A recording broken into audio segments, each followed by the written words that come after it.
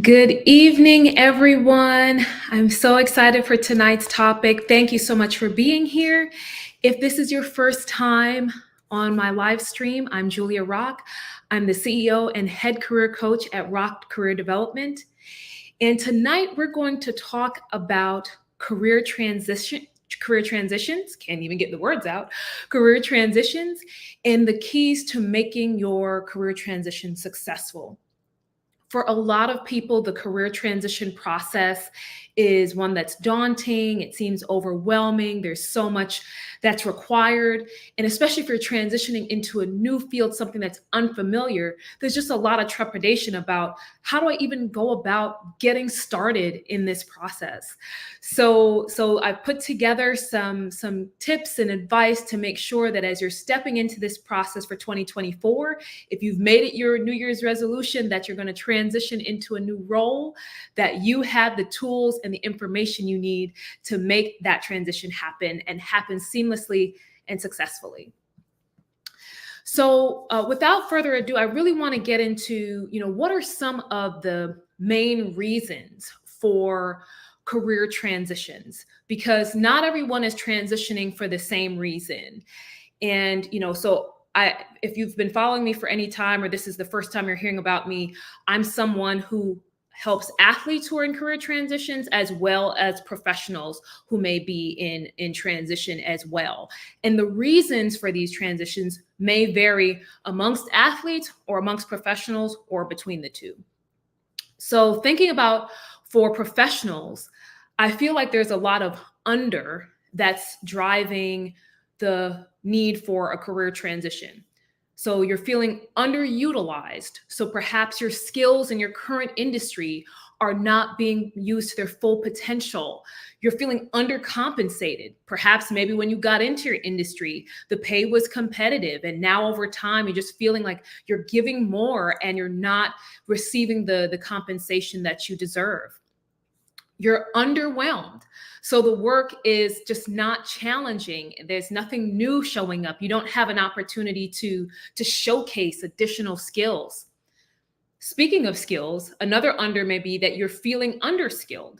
Perhaps you've been in the same job role in the same industry for a while, and so your skills have become a bit stagnant, and you're not feeling as if you're continuing to grow and develop in your career. And ultimately, you're also maybe under living.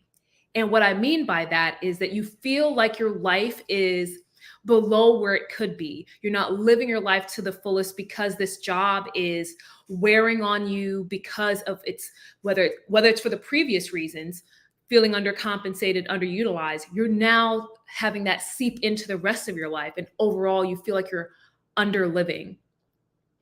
For athletes, you may have some different reasons that may drive your career transitions. For most athletes, they want to play as long as they can, but ultimately the time comes where you have to hang up your jersey. For some athletes, that may come sooner because of injury or something like that. Or it may just be that you've had a personal change of heart. I've talked to several athletes who decided to leave their sport after feeling like, hey, the joy of the sport no longer is what it used to be, and they're looking to pursue something different and start fresh. So whatever the role or the reason might be, you have made the decision to shift gears and try something new. So the question is, how do you actually get started in a career transition? It's easy to say, well, just, you can do some research and then you find something and off you go. But there's so much more to making a career transition successful that I wanted to make sure I'm walking you through that whole process. And I actually have a framework that I use to outline the career transition process. If you've met me ever, you know that I love a good framework. And so this framework is called the APE framework, or the APE framework, which stands for assess, prepare, and execute. Assess, prepare, and execute. Those are the three pillars that we're going to go through, or the three concepts we're going to go through when we talk about making your career transition successful. So let's start with assess. So when you think about assess, if you think about the definition, this is a time, this is evaluate, analyze, etc. So when you're in this assess phase, it's really important for you to take a step back and really assess yourself. So I'll call this the self-evaluation portion of assess, where you're really thinking about, why is this transition important to me? And you're really trying to find some clarity. And so I've got a few questions that you may want to ask yourself through this process. The first question is, why do I want to make this transition? We talked about a few reasons why you may want to make that transition, but it's important for you to line out, why is this transition important for you? And why do you want to make this transition happen right now? Is this transition something you may have considered in the past and you opted not to? Is this the first time this transition has come up for you? Why do you want to make this transition happen right now? And in the midst of that evaluation, it's also important to think about, what is my mental, emotional, and financial state? The reason why you want to think about those things is because a career transition can take a toll on you in a number of different ways, emotionally, mentally, physically, financially. So you want to make sure, do I have the bandwidth in those areas to take on something like this right now? And or am I feeling fragile personally around, from an emotional or mental standpoint, that taking this step forward, and if I encounter any roadblocks that could be detrimental to my mental health, you want to make sure that you're making those assessments during this process to see, hey, is this something I can even really do right now? The next question is, do you have any fears? So think about, do I have any fears about making this transition? And what are they? Are you afraid of failure? Are you afraid of something else? Are you afraid of what people might think? What are the fears that you have in this transition? It's important to confront those fears ahead of time so that you can make sure that as you're walking through the process, that you can identify what may be stopping you from taking one step or taking another step, in the right direction. You may have that fear tugging on you. So it's important to identify those fears and know what they are. So that's the first part of assess, is really that self-evaluation from an emotional, mental, financial standpoint, and really thinking about why you want to make the transition. The next step in the assess part of the framework is the skills and interest evaluation. So if you maybe watched my live stream on layoffs, I highly recommend that you do. Some of this may sound familiar, but the idea of this part is for you to look at the work that you enjoy doing. So what are tasks, what are projects, what are results from the work that you've done that you really like to see? Really think about, what do you actually enjoy producing?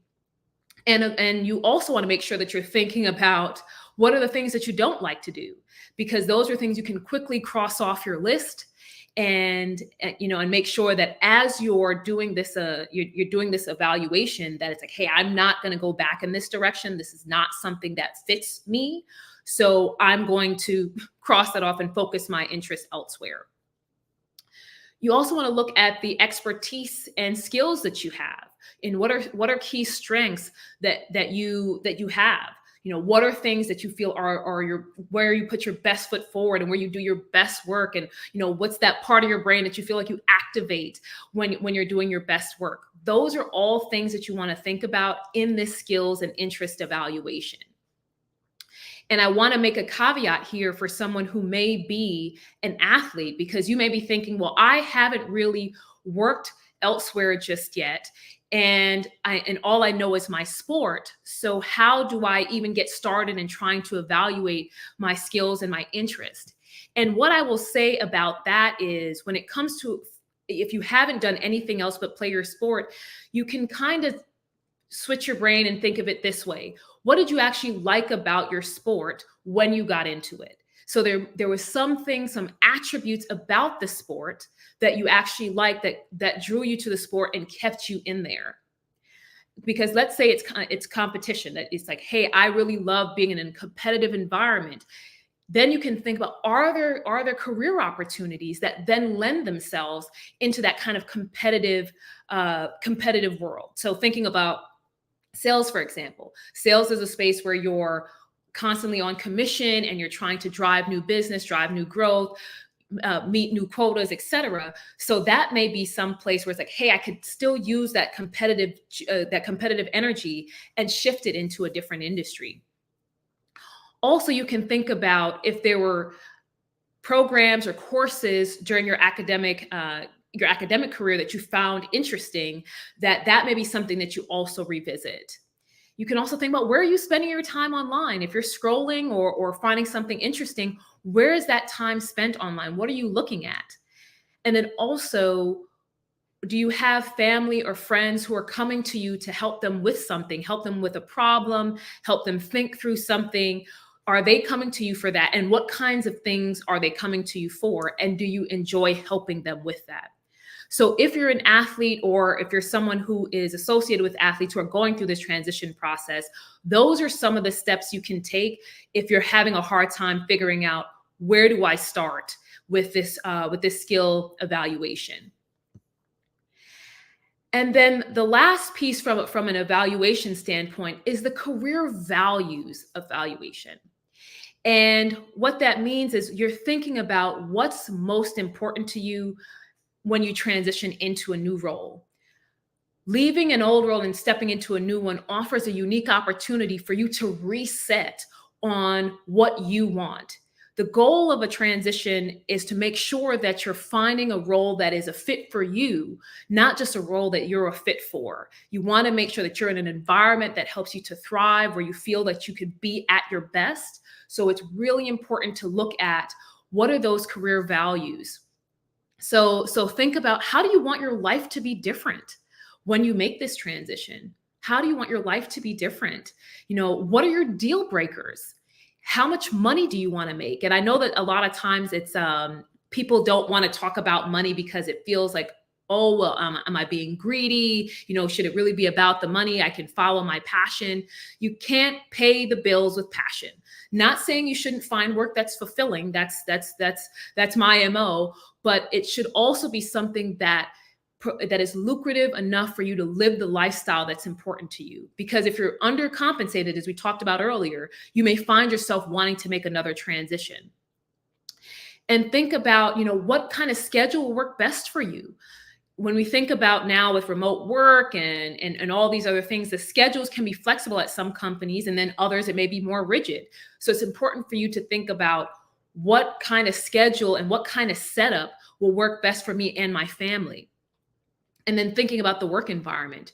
Do you want to work in a large office? Do you want to work for a large company? Do you want to work in a smaller environment that has a more family feel? What kind of work environment will allow you to thrive and feel comfortable at work on a daily basis? So those are the first parts of the evaluation step under assess. So let's talk about the next two pieces under the assess step in the framework. The next one is, get into your research and examine alternative career opportunities. So the whole point of doing that extra effort up front and going through all that evaluation and all that clarity, it may seem like, hey, this is a lot to process.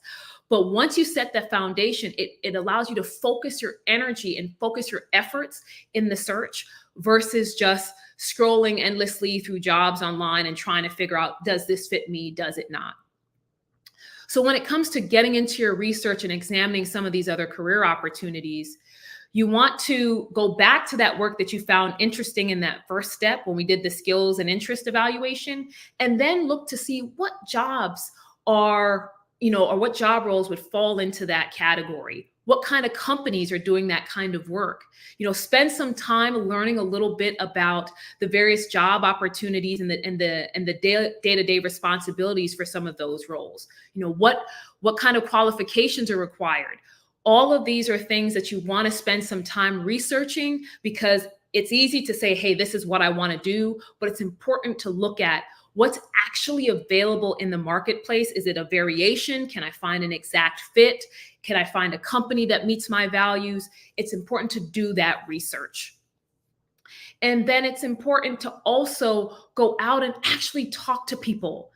Go outside, touch grass, shake hands, and get some perspective from people who are already in the field. And it, perhaps if you, even if you don't have someone who's in the field, perhaps you have people who can shed some light on what they see as your experience and what they see as your good qualities and your good skills that may be transferable into another industry.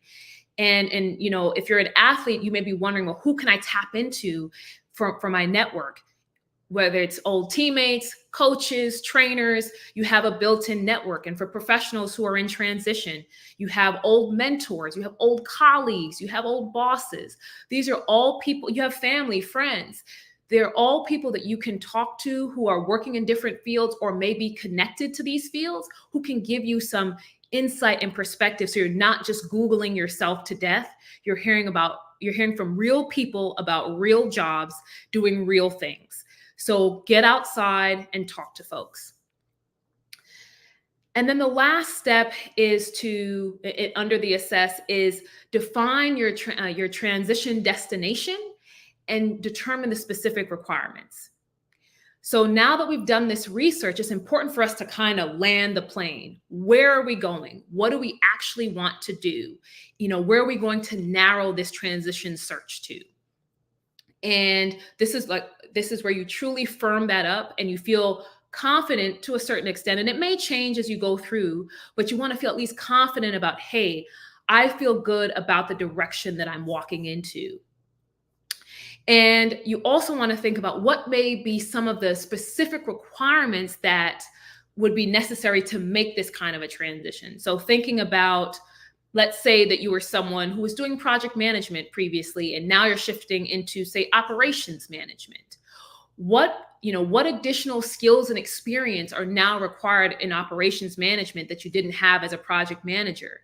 And, are there additional qualifications, credentials? What are those things that you may need? Because that sets us up for the very next step, which is prepare. So the first step was assess, and now we're moving into the prepare phase. So once we've done all this analysis on, what's required, we've talked to people, we've done the research, we've done all our clarity work. We now want to prepare to really get into this transition execution. So first, you want to make sure that you develop your timeline. So especially if you've talked to people about the role and you've looked at your skill set and what's required, you'll need to understand, well, how soon do I want to do this? And how soon is it feasible to do this? This allows you to set a goal that you can work towards, whether it's a month or a specific date, but it allows you to make it concrete to say, this is where I'm going and this is where I'm putting my efforts. And having that goal on the calendar, having that month or that specific date will continue to motivate you in the process so that you kind of keep going, because it may feel a little bit like a grind at times. Whenever you're going through a job search or making a transition, it may feel like a bit of a grind. But if you have that star in front of you, that destination in front of you, it makes it easier to stay the course and keep moving forward. The next step under prepare is to, analyze your existing skills and previous experience. So under assess, you really took a look at what the new job will require, but this is where you assess, hey, do I have everything that I need to make this transition? Yes or no? And you may not have everything because you don't have direct experience in the new field, but you may have several transferable skills that are highly desirable by that new industry, whether it's communication, leadership, strategy, negotiation, and just name it. You may have those skills that can really set you up well going into your new industry. Because I will tell you, as someone who has hired individuals, you can always teach somebody something through a book, through a course, through some online CBT. But those kind of core, softer skills are not things that you can teach. There are things that you can nurture. But if someone's coming in with those skills already built in, for me, that's a win, because I can always teach them the technical stuff. But if I don't have to teach you to lead or coach you to become a leader, that takes a lot off of my plate. And that means that there's more that I can allow you to do because you have the skills to manage that process. And you may just need some of that technical or subject matter expertise that you can learn from just about anything. And then and then the next step is really using your network and really expanding that further. And you'll find that as you go through this process, you will be tapping into your network several times. So we talked about it under assess, where you're asking people's opinions. And now under prepare, you're going back to your network. And honestly, it should be an ongoing conversation with people in your circle. And you want to make sure that they're providing you some perspective on, on their connections that they can maybe, or individuals who are in the field that they can connect you with, because now you've got that defined direction. Whereas before you were kind of just figuring it out. Now they can open up doors for you. Now they can set up phone calls. Now they can connect you via email and make intros. So this is a place where you can really leverage your network. And let's say you don't feel like you have a network. Let's say you feel like, hey, I don't have that many people I can go talk to who can maybe help me or provide perspective on the roles I want to go into. Then start building one. This is, if you're watching me on the platform LinkedIn, this is a perfect place for you to start to connect with people in the field, because you can see what job history they had. You can see who else they're connected to, if they're connected to anyone that you may know personally outside of the online space. So you can begin using the LinkedIn platform. You can also attend industry events or association events for many organizations and associations for various skill sets, whether it's marketing or project management. They have association and networking events for people to attend so they can build their network and gain knowledge. Try attending some of those events. You can do it virtually and you can do it in person. So there's an opportunity for you to further build out your network if you feel like you're starting from ground zero. And here's a pro tip. Here is a pro tip for attending networking events. If you feel like you're someone who gets nervous when you go to networking events, I would recommend you take one friend with you. Do not take a group of people. Take one friend with you and let that friend, you guys set ground rules up front to say, hey, we're going to go in together, but the goal is that we will network separately and we'll come back together, say maybe halfway through or at a particular point. We can exchange notes so that you have someone there who can be a buffer or be support for you, but it's not someone that you're clinging to for the entire time. I've done that in the past with networking events that I may have felt kind of out of place in or feel lost in.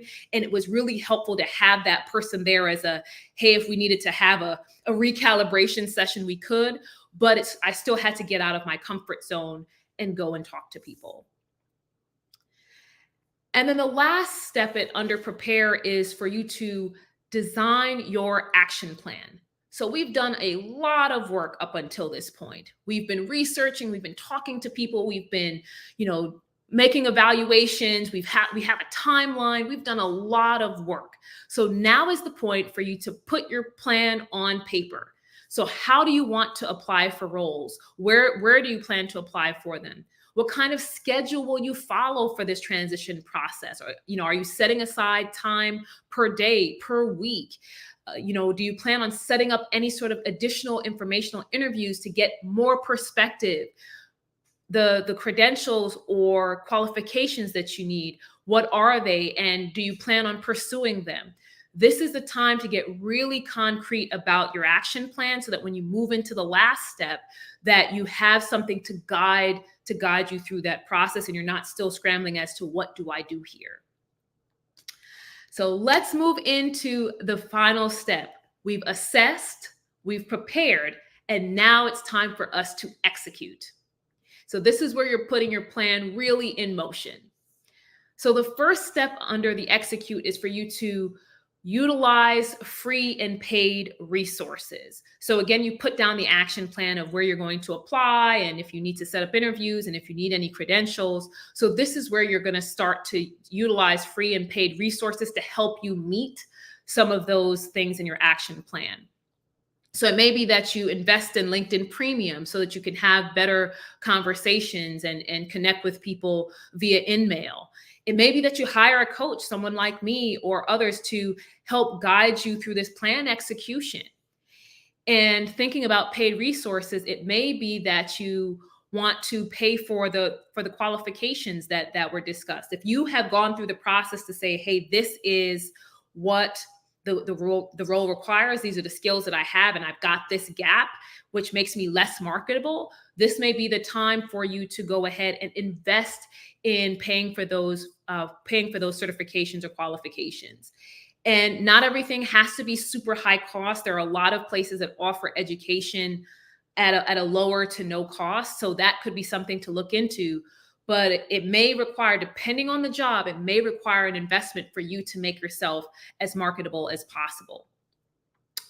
And then in addition to that, this is also the time for you to pivot your professional and personal brand. Prior to this point, you were known for one thing, whether it's on your resume, on LinkedIn, on another platform. Previously, you were known for something different. And so as you're shifting to make this transition, it's important for you to revamp and pivot that brand so that people will understand what you want to be known for now. What value do you offer now? What skill set do you want to bring to the world now?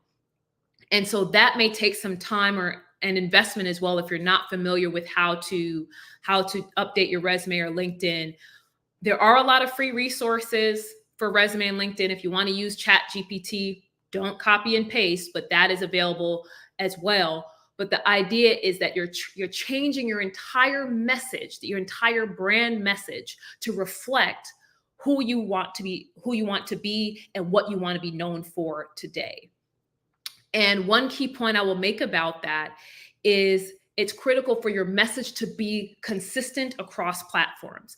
You don't want your resume to say one thing here, your LinkedIn profile says something else here, and then you have another platform that says something else over there. Because if someone's doing research on you, they're going to wonder, okay, so are they still doing this? Are they doing this now? And what should I hire them for? And you don't want to create that kind of uncertainty or hesitation with a hiring manager or recruiter, someone who may be looking on your behalf. So it's really important to create a consistent, clear message about who you are, what you want to be known for, and the value that you offer to the marketplace. And then lastly, we're going to go back to your network. So this is a process for, as I mentioned, is an ongoing process, continuing to talk to them.